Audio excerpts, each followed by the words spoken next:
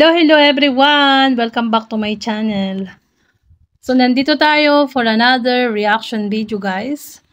At ang re-reactionan ko ay ang bagong upload ni Kuya Dr. Love. Ayan. Siyempre, shoutout po sa lahat, sa always na nanonood sa ating uploads, live stream, or premiere.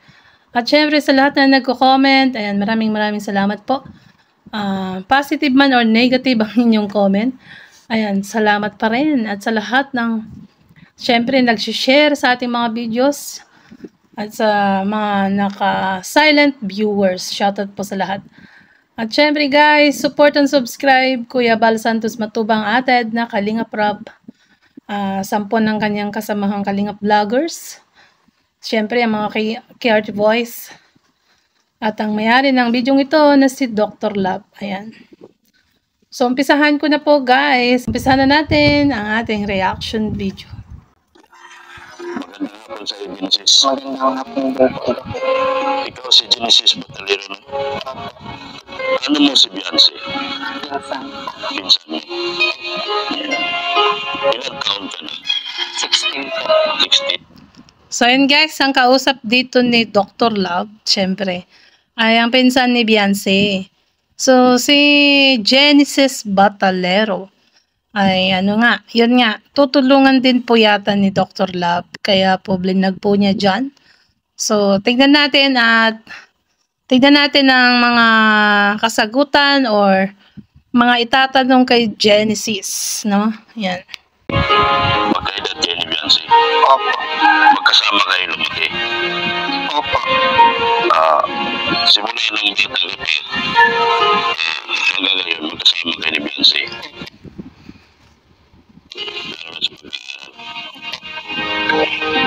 Ikaw ba may mga magulang pa? Meron po kaso may ano po, may pamilya na po. May pamilya na. So, yun nga. Magkababata sila ni Beyonce, ni Genesis. At same pa ng edad. So, malamang grade 11 din tong si Genesis. At yun nga, ay tinanong ni Dr. Love si Genesis kung may magulang pa. At sabi nga ay meron pa naman. At mukhang wala na yung nanay niyang tunay, guys. Namatay na yata ang kanyang nanay. So, ang tatay na lang niya po ang kanyang at mukhang may bago ding asawa. So, tuloy natin, guys. So, ilan kayo magkapatid sa unang pamilya? Kami magkakapatid sa Sa unang pamilya. Tapos, ang nanay ko po, patay na po. patay ng nanay mo. Namatay po. Ang pagkaan po dun sa bunso namin. Bunso niyo. Namatay nung pinanganak yung bunso niyo. Opo. So, ilan kayo naging magkapatid doon sa nanay mo? Siyam po. Siyam kayo sa unang asawa? Opo. Ay, grabe. Dami niyang kapatid, no? 9 silang magkakapatid sa unang asawa ng kanyang tatay. Yung mga kapatid niya ay siyam lahat. Pang-siyam. Kasama na siya doon, guys. At ngayon may bago na yatang asawa ang kanyang tatay. Yun nga sabi dahil patay na ang kanyang nanay. So, tuloy natin ang buhay ni Genesis. Ibig sabihin, may asawa na ba ulit natin ngayon? Meron na po. Meron.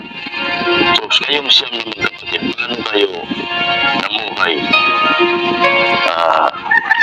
Anong buhay na meron kayo?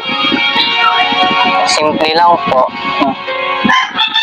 Ano po, nagtatrabaho lang po sila sa kahian po. Yung tatay mo? Hindi po, yung kapatid ko po. Yung mga kapatid mo? May asawa na ba ikaw na kapatid? Meron na po. Meron. Ilan na lang kayong ngayon? Single? Walo po. Walo. So isa pa lang may asawa. At ang trabaho daw ng mga kapatid niya ay tahian, guys. So, siya ay nag-aaral pa lang, grade 11.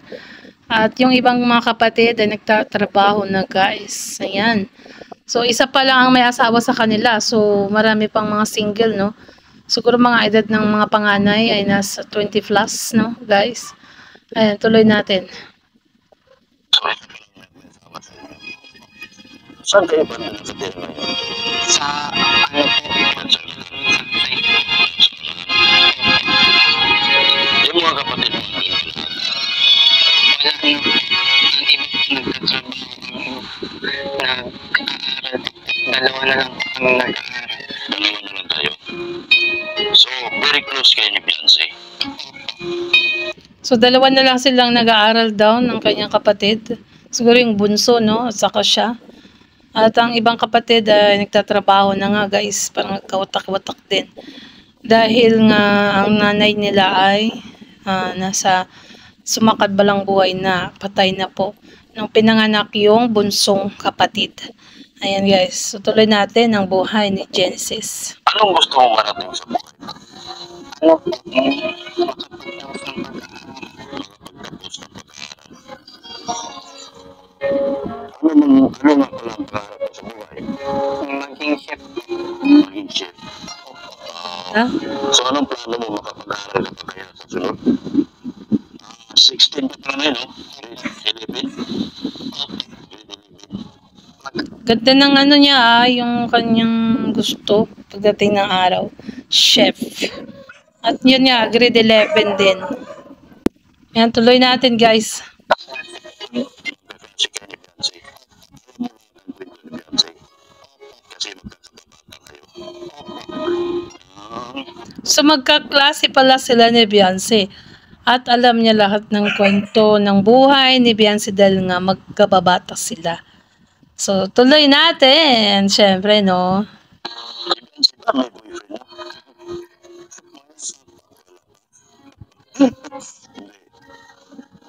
Oh, magandang katanungan yan, Dr. Lab.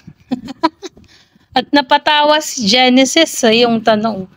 Ayan nga, tinanong kung may boyfriend na daw ba si Beyonce. Sabi niya wala pa po. Sabay, ngiti. Na? Yan, tuloy natin, guys. Alam mo naman na meron siyang kalab team. Gusto mo ba yung kalab team niya? Gusto ba? Opo naman po. Anong masasabi mo dun sa love team ni Beyonce? Gwapo po, mabait, ganyan. Wow! Yan, tinanong ni Dr. Lab, anong masasabi ni Genesis sa collab team ni Beyonce, no? Dahil si Beyonce nga ipinsan ni Genesis, kaya mukhang yun ang tanong ni Dr. Lab. At sabi nga ni Genesis, ay gwapo, mabait. Yan, si Kalinga Edu, no? Yan, tuloy natin, guys. Eh, Bagay po sila. bagay siya. Kung ikaw ligawan ni Guido, payag ka. Even, Grabe ka, Dr. Lab, ah. Pwede naman daw, ayan. Ay, nako po.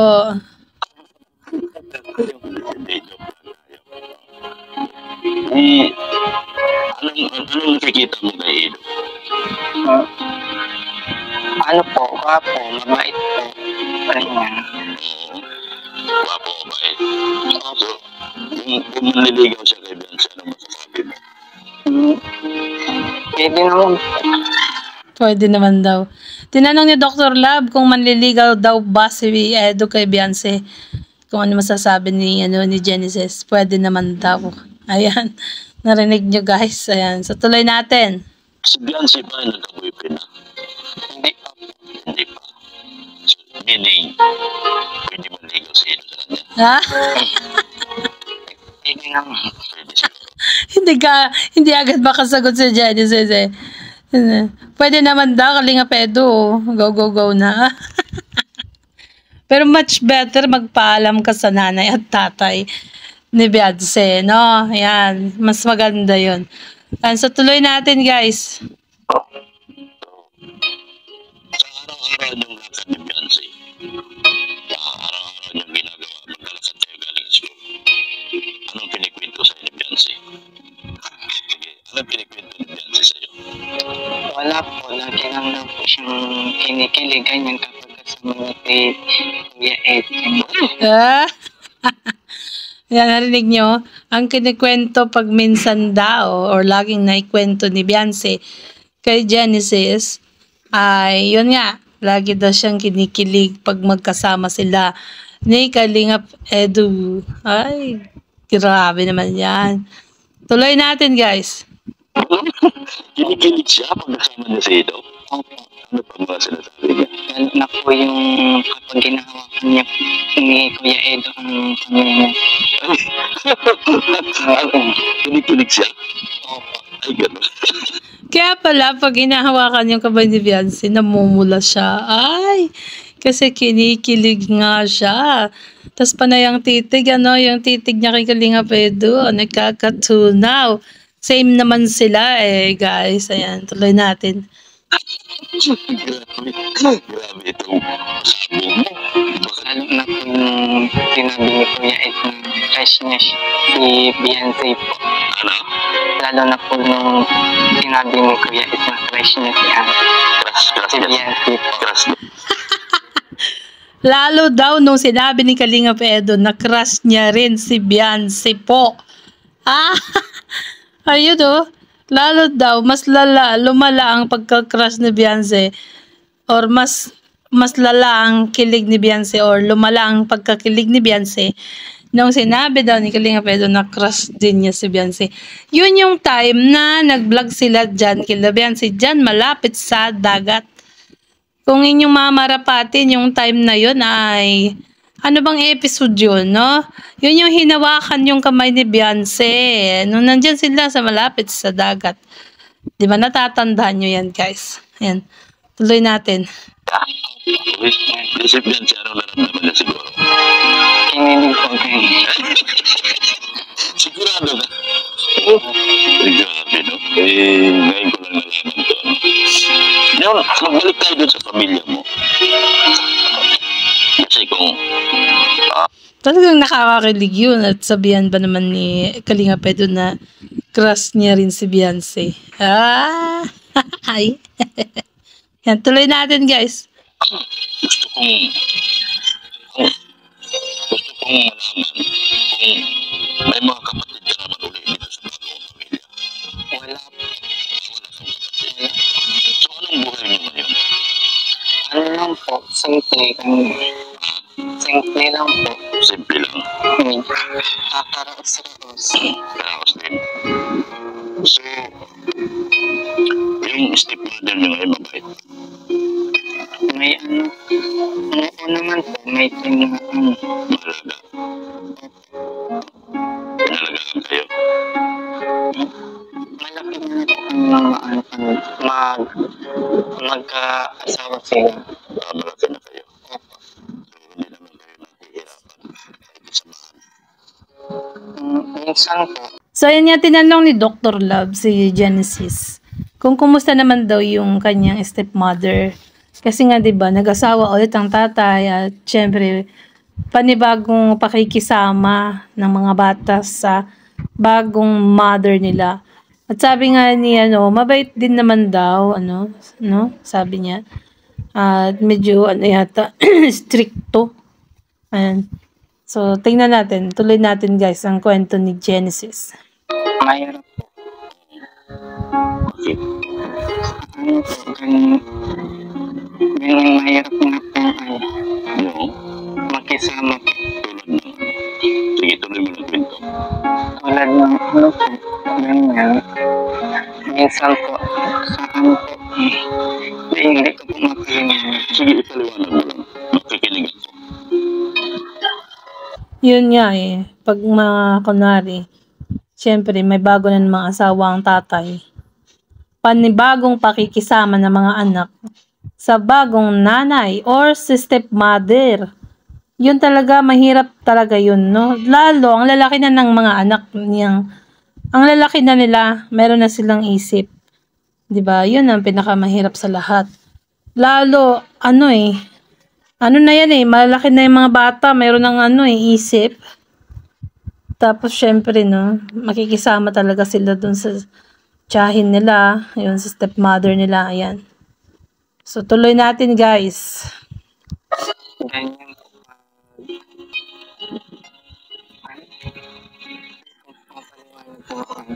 Sige, tuloy mo lang. Ganyan na, anong ibig mo sabihin doon? Ano po, hindi po iniimikan.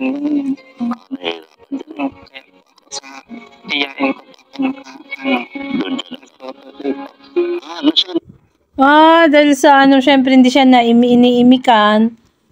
Yun, hindi na tuloy, ayaw niya na dun tuloy umuwi sa kanila. Kaya doon daw siya sa kanyang tiyahin nakatira. Yan, ang sabi ni Genesis. Grabe. Yun ang pinakamahirap sa lahat, ano, at pag ang nanay mo ay naunang nawala at nag-asawa ulit ang tatay mo, syempre, pag mag-asawa ulit ang tatay mo, makikisama ka sa bago mong stepmother. Or, parang tita na rin ang tawag doon, ano. Yan ang pinakamahirap sa lahat, yung pakikisama. Kaya ang ginawa ni Genesis, guys, ay tumira siya sa tiyahin. Mas maganda yung ginawa niya kaysa naman maano niya yung ano, no, parang mag-away sila nung ano niya, yung bagong stepmother. So tuloy natin, guys. Naano din po.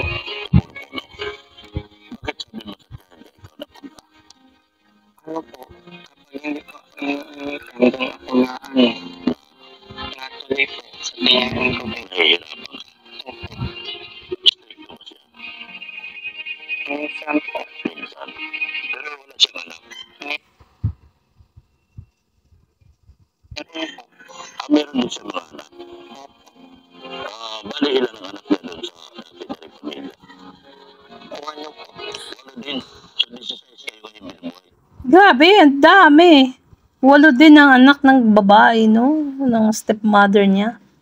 Tapos silang magkakapatid, 8 din.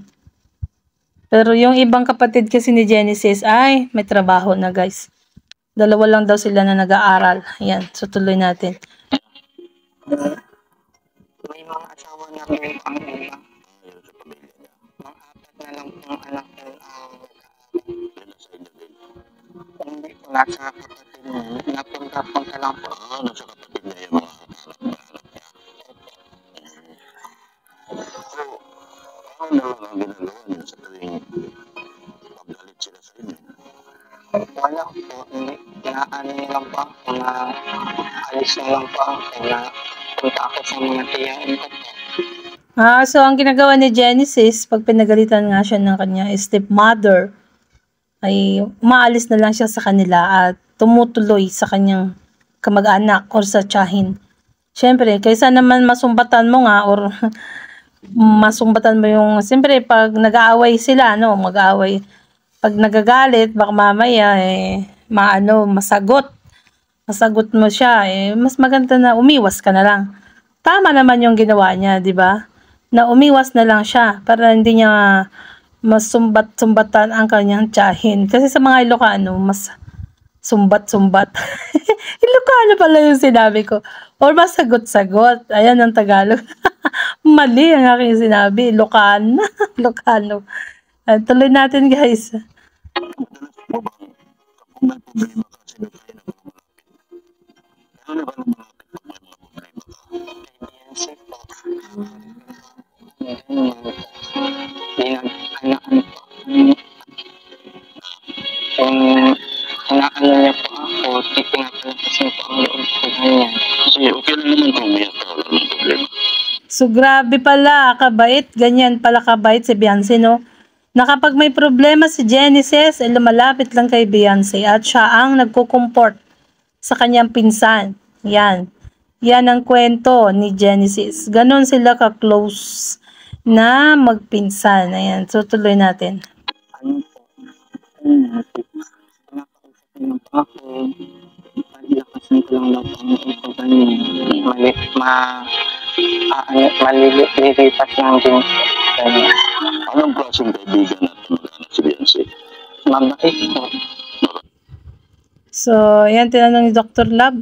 Anong klaseng kaibigan or kamag-anak si Beyonce? Yan, ang sabi ay mabait. So, alam naman natin yan. Nakikita naman natin sa galaw pa lang ni Beyonce, no?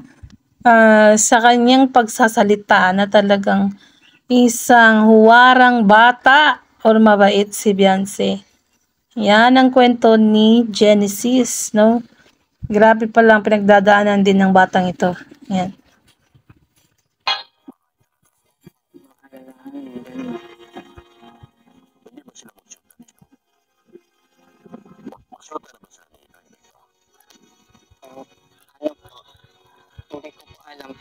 sila. Ha? Ayan, nagtanong si Dr. Love, wag ka Dr. Love nagtanong siya, kung mag-shota na daw ba si Edo at Beyonce. Ang sabi niya ni Genesis, guys, ay close daw silang dalawa. Hindi pa po, pero ang close po nilang dalawa. Naging close na sila. Grabe na to. Saan ba na pupunta yung no? Siyempre, saan na pupunta ba yung pagmamahalan? Siyempre sa pagiging close. Una kasi guys, kaibigan mo na yan eh. Tapos magiging close. Ay. Tapos ganun na. Natawa si Genesis no? Yan, tuloy natin.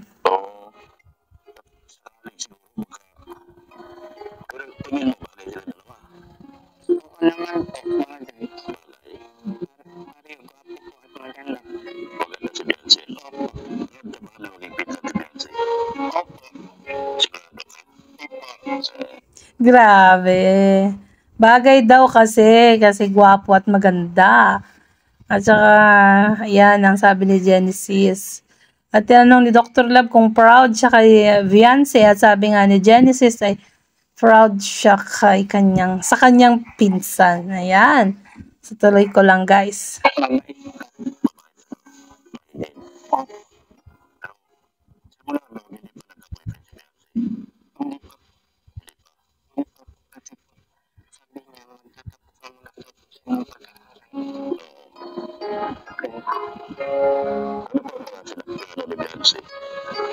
Ano po, makapagtapos yung pag-aaral. Ito po si Genesis mga kalingap. Ito po ay sa tuwing sinusundo ko si Beyonce sa kanilang school. Lagi ko itong kasama ni Beyonce. Kaya po ako ay tignan siya kasi humihingi siya sa akin ng tulong. So, yun pala guys. Kaya pala, ini-interview ngayon ni Dr. Love si Genesis dahil lagi niyang nakikita si Genesis pag sinusundo si Beyonce sa school nila, no? At yun nga, ay humihingi din pala ng tulong ang batang ito kay Dr. Love. Siyempre siguro dahil wala ng nanay niya at ang tatay ay may bagong asawa. So, siyempre need ng financial assistance para sa pag-aaral ni Genesis, no?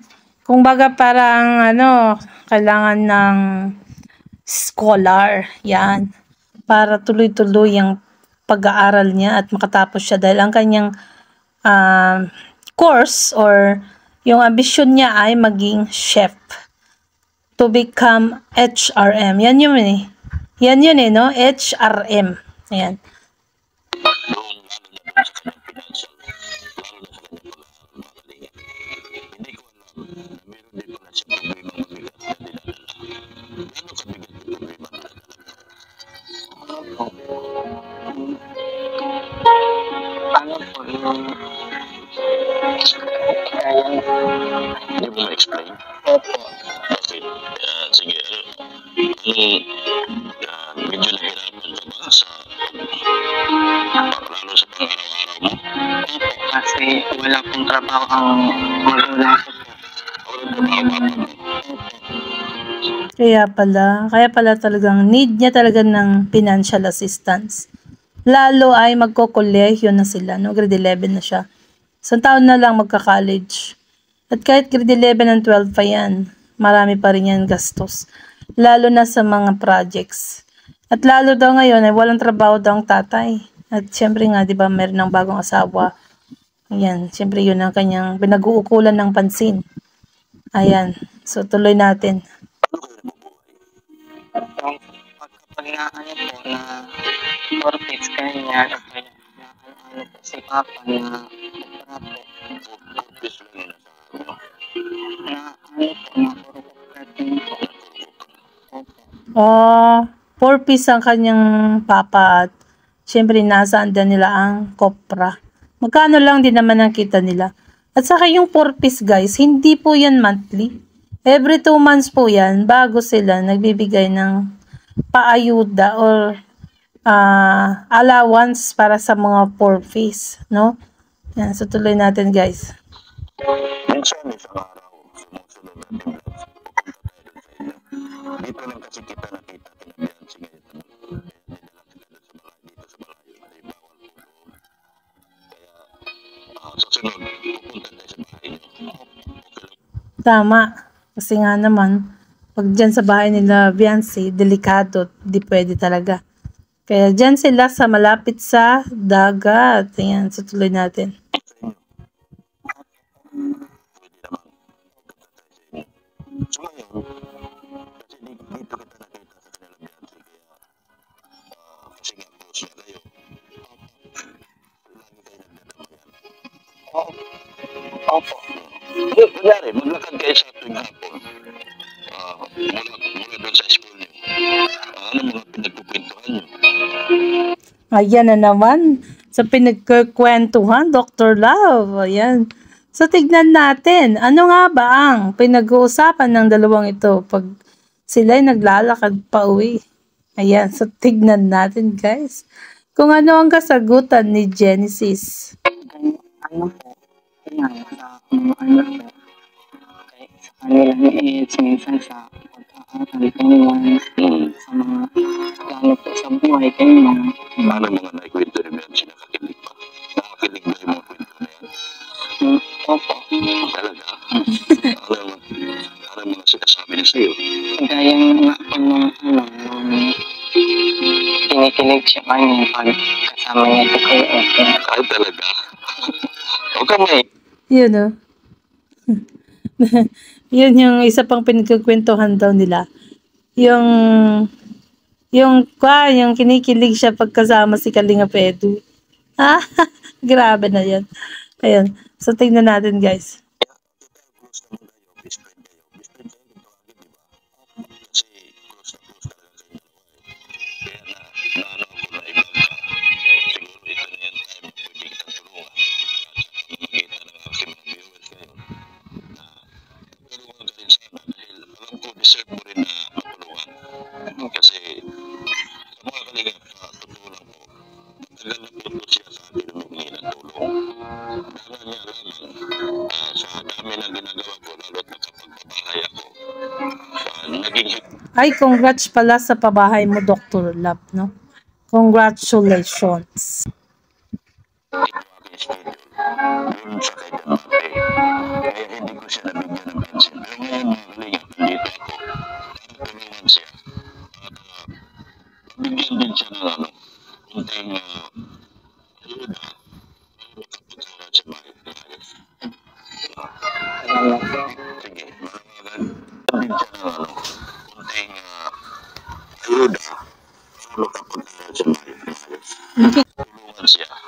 At mabigyan din siya ng kunting ayuda para makapag-aral sa bahay na ayos.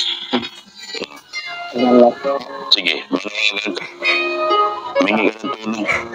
Ayan, guys. So, yun nga. Need din pala ni Genesis ng tulong. So, kaya, ayan. Ngayon pala nagkaroon ng time si Dr. Love, napuntahan siya at interviewin. No? Kasi nga, medyo busy siya nung nakaraan dahil sa nagpabahay po siya kay John Martin. So, tuloy natin to, guys. Sa mga viewers ko, sana po matulungan niyo ako lalo na po sa pag-aaral ko. Maraming salamat din po sa kay Dr. po dahil pinuntahan niya na po ako sa tagal ko pong Matagal ka nagantay sa akin. Kasi unang vlog ko kay Beyonce lumapit ka, hindi ba? Natatandaan kita. So, matagal na pala nang hihingi ng tulong. Genesis,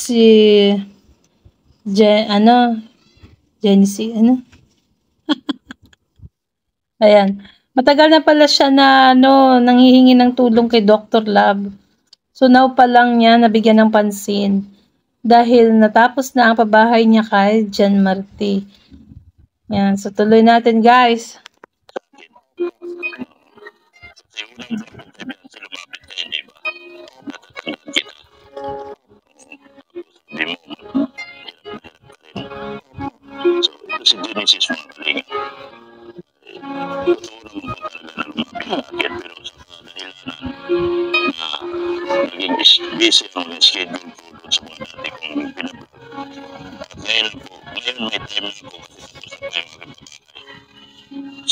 sakaling tulungan kita,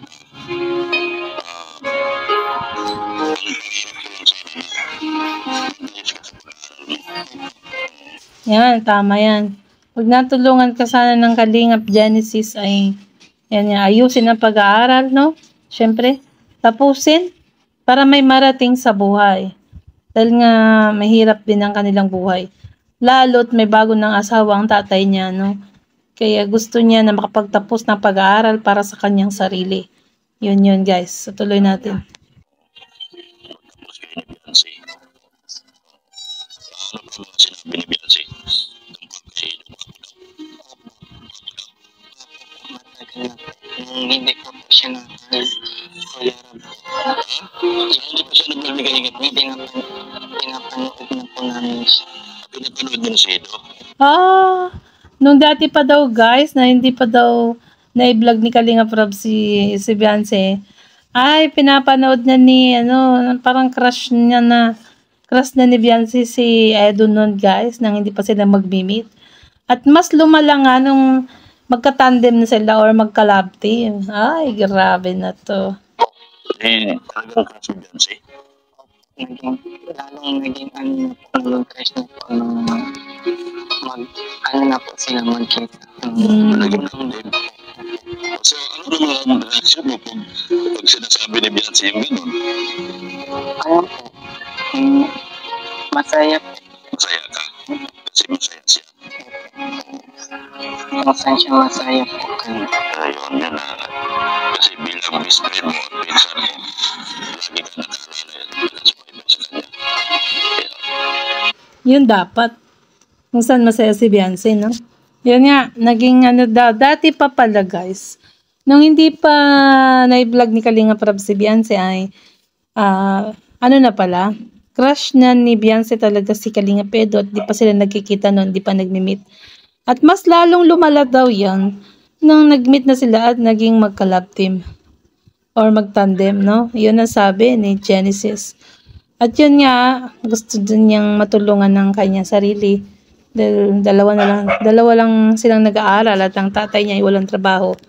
At nagkokopra lang at umaasa din sa 4-piece, no? At yun nga guys, gusto niya ng financial assistance para makapagpatuloy siya sa kanyang pag-aaral. Itong pinsan ni Beyonce na si Genesis, no? So guys, sana po ay nakikisabay yung aso. So, sana po ay matulungan natin si Genesis, no? Guys, at para makapagtapos siya ng pag-aaral at makamit niya ang kanyang ambisyon na maging isang chef someday. So, guys, hanggang dito na lang po ang ating reaction video. At syempre, kung bago ka pa lang sa ating YouTube channel, ayan, click the subscribe button at ang tiny bell. At syempre, support and subscribe. Kuya Bal Santos Matubang ated na Kalingap Rab. At ang may-ari ng video ito na si Dr. Love. So guys, hanggang dito na lang po. At syempre, yung aking YouTube channel, huwag na huwag nyo kakalimutan. So bye po. Thank you. God bless everyone. And to God be all the glory.